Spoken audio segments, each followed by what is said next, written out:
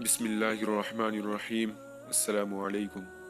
ایک حدیث میں وارد ہے کہ جناب رسول اللہ صلی اللہ علیہ وسلم نے ایک دن اپنے صحابہ کرام رضی اللہ عنہ سے فرمایا، اے میرے صحابہ، تم جانتے ہو مفلس کون ہے؟ عرض کیا، اے رسول اللہ صلی اللہ علیہ وسلم، ہمارے نزدیک وہ آدمی مفلس ہے جس کے پاس نہ دینار ہو نہ درہم۔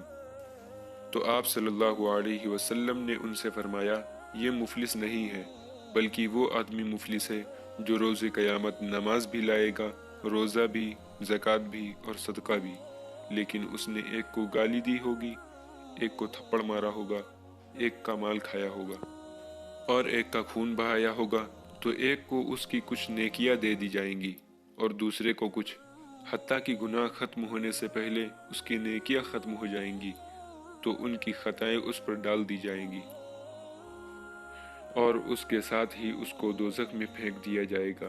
یہ ہے حقیقی مفلس۔ اللہ تعالی ہم سب کو ایسی محرومی سے محفوظ فرمائے، آمین۔